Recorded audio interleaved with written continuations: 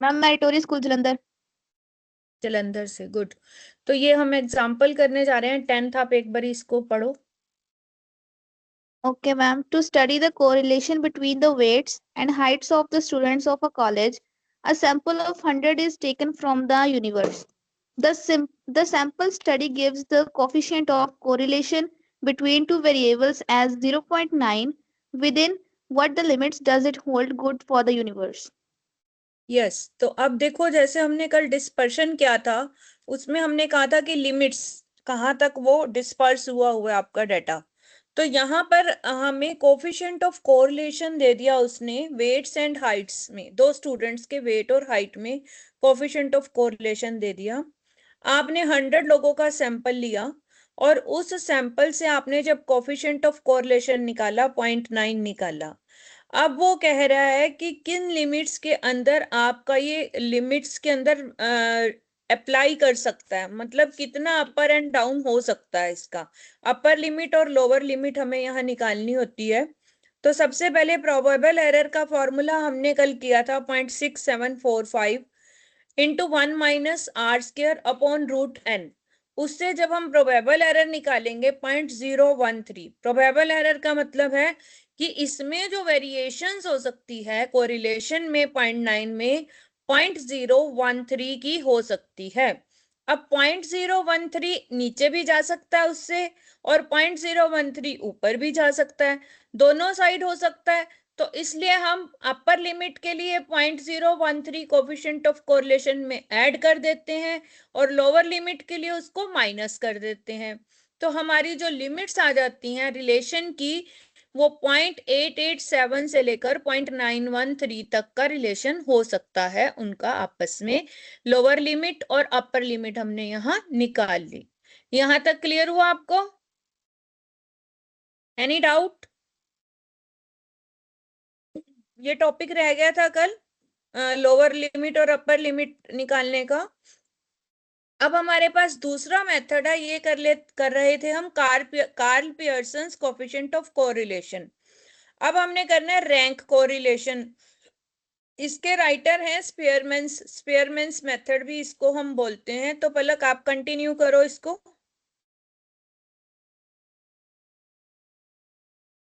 Palak,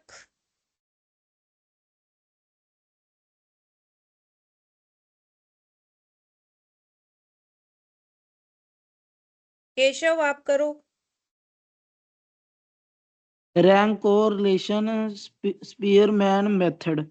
In 1904 proof, Charles Edward Spearman has devised a method of computing coefficient of correlation. It is based on the ranking of different items in the variable. This method is useful where actual item values are not given. Simply their ranks in the series are known. Thus, it is a good measure in cases where abstract quantity of one group is correlated with that of the other group. In Spearman coefficient of correlation, we take the differences in ranks, squaring them and finding out the aggregate of the square differences. अब देखो, सबसे पहला आपको यहाँ पर देखना है कि ये मेथड किसने दिया। चार्ल्स एडवर्ड स्पेयरमैन ने। कब दिया? 1904 में। है ये भी कोफिशिएंट ऑफ कोरिलेशन हमने निकालना है, लेकिन ये वैल्यूज पे बेस्ड नहीं है, ये रैंक पे बेस्ड है। जैसे हमने उसमें आपके नंबर लिए थे, ए सेक्शन के नंबर, बी सेक्शन के नंबर, या हाइट या वेट। यहाँ पर हमें मार्क्स नहीं लेने या हाइट वेट नहीं लेनी, रैंक लेने हैं। फर्स्ट रैंक, फर्स्ट कौन आया बच्चा, सेकंड कौन आया, थर्ड कौन आया, रैंक लेने हैं। तो ये मेथड कब यूजफुल होता है? जब आपको एक्चुअल आइटम्स नहीं दी हुई बट उनके रैंक दिए हुए हैं। दूसरा, ये आपका एब्स्ट्रैक्ट क्वांटिटी जो है, in case where abstract quantity is correlated with that of other. अब आपके पास वैल्यूज अलग अलग हैं, आप उनको कंपेयर नहीं कर सकते, पर रैंक को तो कंपेयर कर सकते हो ना। तो इन दिस मेथड हमें करना क्या है, डिफरेंसेस ऑफ रैंक लेने हैं और उसका स्क्वायर करना है और फिर उसको ऐड कर देना है। तो वो सिग्मा डी स्क्वायर आपका बन जाएगा, रैंक का डिफरेंस और फिर उसका स्क्वायर। और फॉर्मूला आपका आएगा 1 माइनस ये आर के लिखा हुआ है इसीलिए कि इसका ये रैंक स्पेयरमैन का है, 1 minus 6 sigma D square upon n into N square minus 1। n क्या है आपका? Number of items, number of pairs. Qualities इसकी भी वही है रैंक की, इसकी एट्रीब्यूट्स भी वही हैं, करेक्टरिस्टिक्स वही हैं कि रैंक जो है वो हमेशा +1 और -1 के बीच में आता है, उससे कम या ज्यादा नहीं हो सकता। where ranks against the actual observations are not given the rank coefficient of study these different cases। कई बार आपको रैंक नहीं दिए होते क्वेश्चन में, आपको रैंक निकालने पड़ते हैं। सेकंड केस है आपको रैंक दिए हुए हैं और एक्चुअल ऑब्जर्वेशन दी भी हो सकती है, नहीं भी दी हो सकती, आपको कोई फर्क नहीं पड़ता क्योंकि आपको तो रैंक चाहिए। नेक्स्ट है व्हेन रैंक्स आर इक्वल। तो अब यहाँ क्या करोगे, ये सबसे ज्यादा थोड़ी सी कॉम्प्लिकेटेड सिचुएशन आ जाती है जब इक्वल रैंक आ जाते हैं। Against sum of the observation of one variable और both variable have observation with the same rank. जैसे अब हम ये कहें कि दो बच्चों के अगर 85 मार्क्स हैं तो दोनों का रैंक भी सेम हो जाएगा। ठीक है, समझ आई ये बात? हाँ जी, रैंक सेम हो जाएगा ना।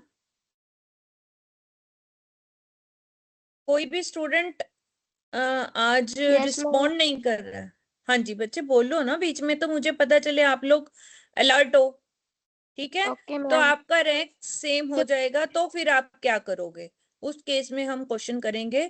फर्स्ट केस है आपको रैंक दिया हुआ है, तो ये रैंक नहीं दिया हुआ, सॉरी, ये बात आपको क्वेश्चन में ध्यान से देखनी है कि हमें वैल्यूज दी हुई हैं या रैंक दिया हुआ है।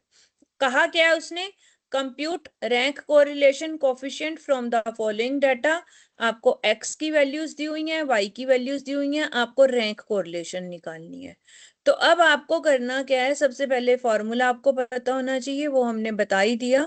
आपको करना क्या है, सबके रैंक निकालने हैं। तो अब मैं पूछूंगी, यस हरसिमरन आप बताइए।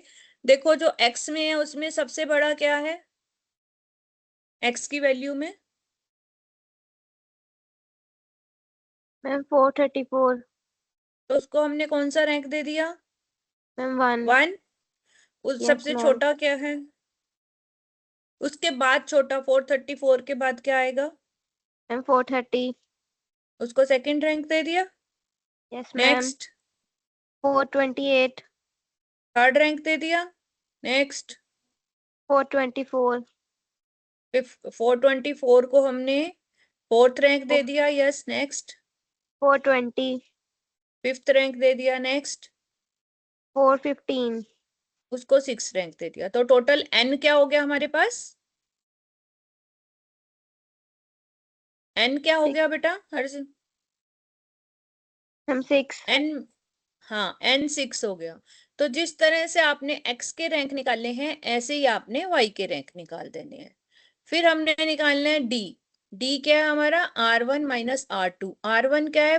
एक्स का रैंक, R2 है वाई का रैंक। तो x1 का फर्स्ट का रैंक क्या है? 6 और नेक्स्ट का रैंक है 3। तो 6 माइनस 3 क्या आ जाएगा? 3। 3 आ गया। नेक्स्ट देखो बोलते रहो, 1 माइनस 1 0 आ गया। 4। आगे 5 बोलो। में से 4 2 में से 1 आ 2 गया। 0। नेक्स्ट ठीक है। 4 में से 5 -1। ठीक है। 3 में से 6 -3। हाँ अब आपने इसका स्क्वायर करना है। 3 का स्क्वायर 9, 0, 1 का स्क्वायर 1, 9।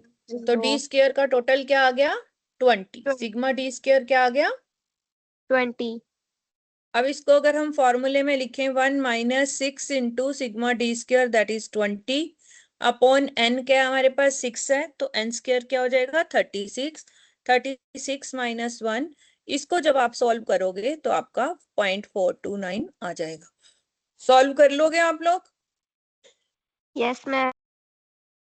ठीक है। Next, very good. नेक्स्ट है आपको रैंक्स दिए हुए हैं। नेक्स्ट में देखो, अब आपको मार्क्स या कुछ और नहीं दिया हुआ, आपको रैंक्स दिए हुए हैं, the ranks of the students. तो ऐसे केस में आपको रैंक नहीं निकालने हैं, ऑलरेडी दिए हुए हैं। तो हमें एन कितना दिख रहा है? यहाँ पर दिख रहा है ना हमें रैंक दिए हुए हैं, तो एन क्या हो जाएगा? अब मुझे बताएगा परवीन। परवीन, सुनेहा,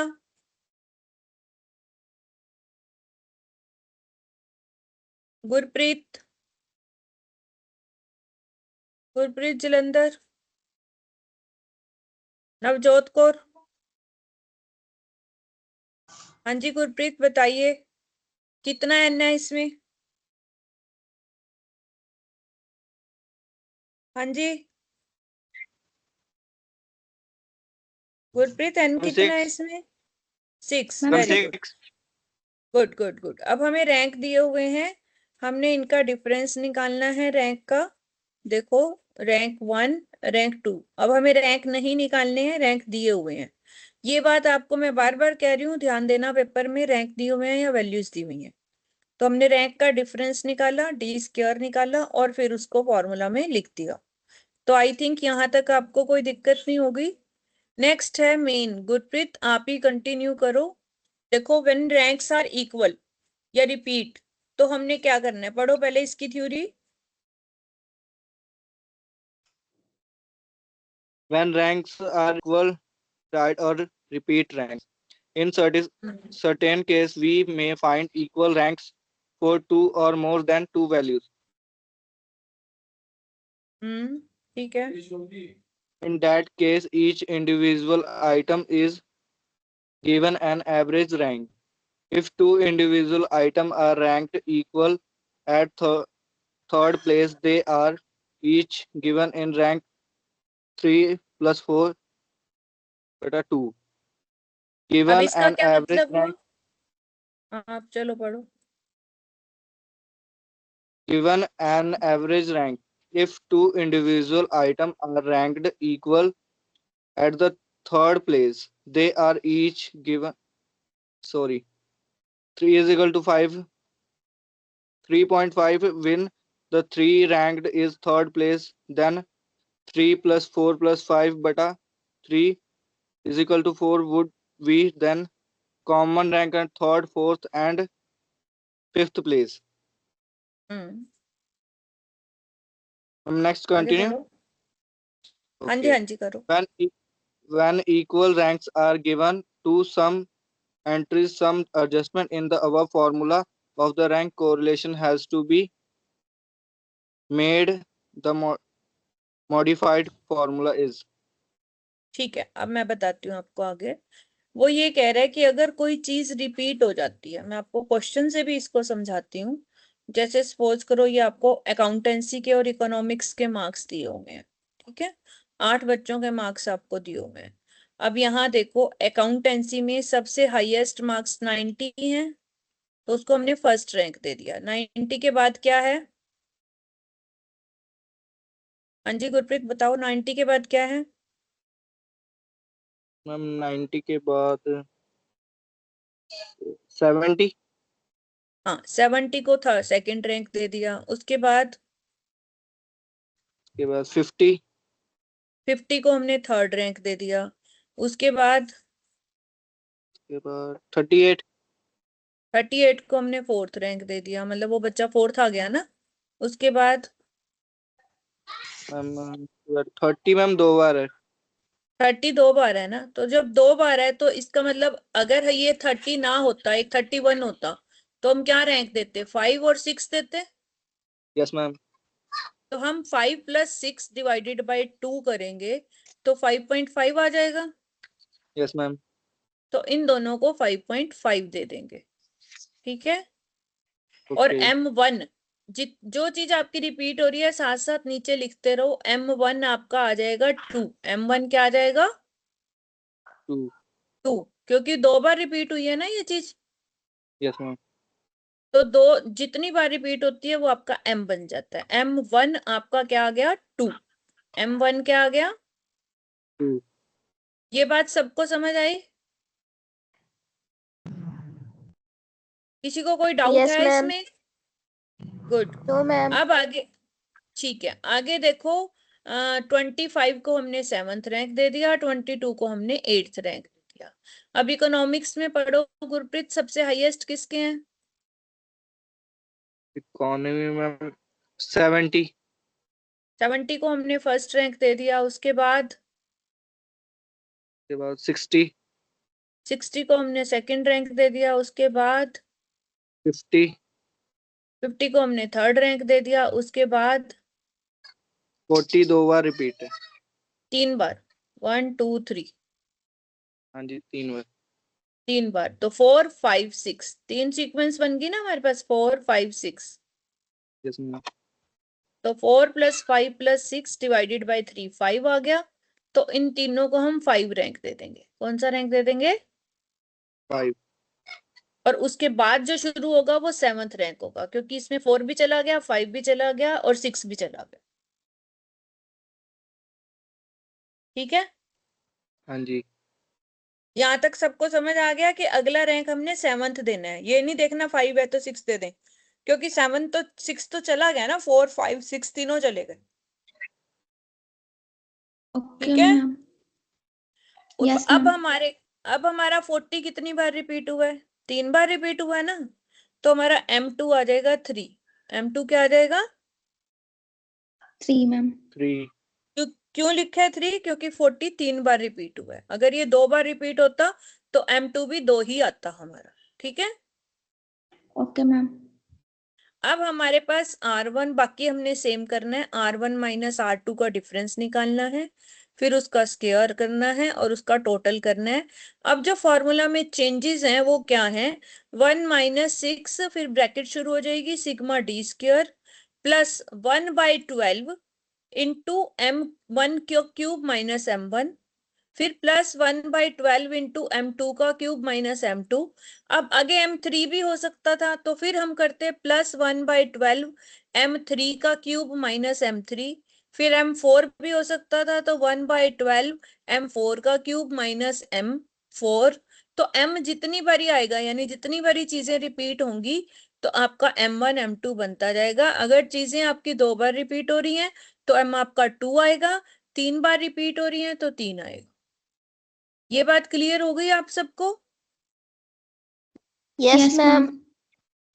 ये फॉर्मूले में फिर वैल्यू रखोगे तो उसके बाद उसको कैलकुलेट कर लोगे तो आपका रैंक आ जाएगा। यहाँ रैंक 0 आ रहा है, इसका मतलब कोई कोरिलेशन नहीं है दोनों में, अकाउंटेंसी और इकोनॉमिक्स के नंबर्स में। ठीक है, क्लियर? Yes ma'am. अब नेक्स्ट है आपका ये आपका सेकंड मेथड खत्म हो गया। कार्ल पियर्सन्स हो गया, हमारा रैंक कोरिलेशन हो गया। नेक्स्ट है कंकरंट डेविएशन। कंकरंट डेविएशन को एक्सप्लेन करेंगे आप में से अमृता, आप करोगे? नेहा करना चाहती है? यस। ठीक है, पढ़ो बेटा आप।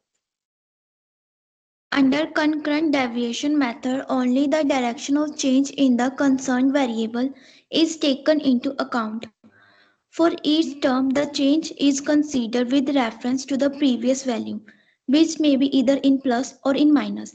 Plus is used for showing increase in the value, minus is used for showing decrease in the value. अब यहाँ पर आपने क्या करना है? आपने अगली वैल्यू को पिछली वैल्यू से कंपेयर करना है। अगर आपकी वैल्यू इंक्रीज हो रही है तो प्लस का निशान लगा दो, डिक्रीज हो रही है तो माइनस का निशान लगा दो। फिर फॉर्मूला आएगा प्लस माइनस स्क्वायर रूट, फिर ब्रैकेट में plus minus 2c। Concurrent deviation c है, कंकरंट डेविएशन 2c - n/n। तो अब n क्या है? हमारा नंबर ऑफ पेयर्स है। अब इसको आप करोगे तो आपको ज्यादा क्लियर होगा। देखो ध्यान से, ये आपको दिया हुआ है output of steel in thousands in 12 months and unemployed in steel in 12 months. Unemployment and उसकी आउटपुट, दो चीजें दी हुई हैं हमें। हमें करना क्या है? देखो, ये देखो, पहले 8.5 था, फरवरी में 9.2 हुआ, तो बढ़ा ना, हमारी वैल्यू बढ़ गई ना? हाँ जी स्नेहा बताइए। बढ़ गई Yes, तो ma'am. हम प्लस प्लस निकालेंगे, आगे फिर बढ़ गई तो प्लस लगाएंगे। अप्रैल में कम हो गई तो हम क्या करेंगे? माइनस। हमें सिर्फ निशान लगाने और कुछ नहीं करना है। ठीक है, Okay. Yes, ma'am. अब सेकंड में भी हमने यही करना है, जहां पर अगली वैल्यू बढ़ रही है प्लस लगा लो। अब 65 के बाद ये 61 हो रही है तो माइनस, उससे पिछली वाली से कंपेयर करना है। मतलब जैसे 130 को किससे कंपेयर करेंगे? 157 से। ठीक है। Okay. Yes ma'am. Okay ma'am. तो अब कंकरेंस क्या होती है और नॉन कंकरेंस क्या होती है? कंकरेंस वो है जहां दोनों निशान एक जैसे हो। देखो यहाँ दोनों ही बढ़ रहे हैं तो प्लस लगा दो, यहाँ दोनों माइनस हो रहे हैं कुछ नहीं, 1 + 1 - कुछ नहीं आएगा। यहाँ पर देखो जुलाई में दोनों माइनस हो रहे हैं फिर प्लस लगा दो। मतलब कंकरेंस आपकी वो आएगी जिसमें दोनों या तो बढ़ रहे होंगे या दोनों माइनस हो रहे होंगे, मतलब दोनों सेम डायरेक्शन में चल रहे हैं। आई बात समझ आपको? Yes ma'am. यस। तो अब कितनी कंकरेंस हुई 12 महीनों में से? आपकी सिर्फ 2 कंकरेंस हुई ना। Yes ma'am. तो सी आपका 2 आ गया। सी क्या आ गया आपका? 2। 2। अब आपने फॉर्मूला लगा देना है 2C। अब जो हमने यहाँ पर n लेना होता है ना, वो हमने n में से मतलब 12 महीने है ना, तो आप 11 महीने लोगे। ऐसा क्यों है ये बात ध्यान दे लो, क्योंकि फर्स्ट मंथ को तो हम किसी से कंपेयर नहीं कर रहे हैं ना, सेकंड को कंपेयर कर रहे हैं ना। Yes ma'am. ये ऊपर Okay, ma'am. थ्योरी में भी लिखा होगा, देखो यहाँ पर।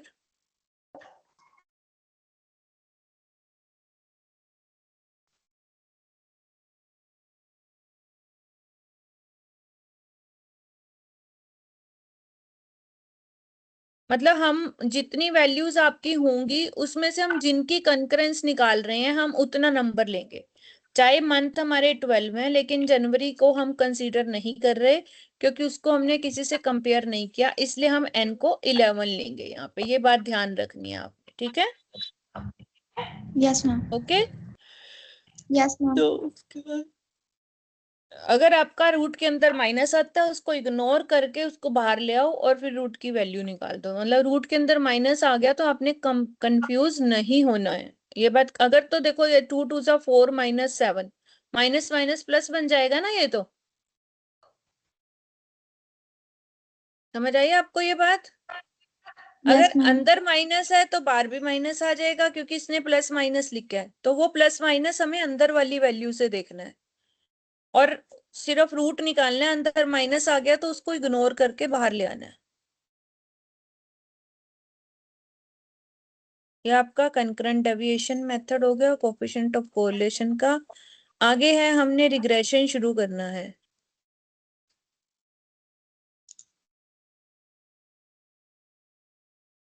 अब रिग्रेशन कौन शुरू करेगा? वॉलंटियर है आप में से कोई?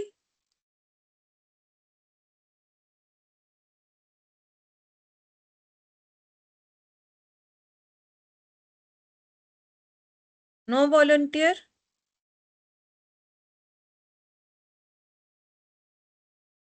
रुपिंदर कौर आप पढ़ोगे? केश? Yes ma'am. ठीक है, रिग्रेशन शुरू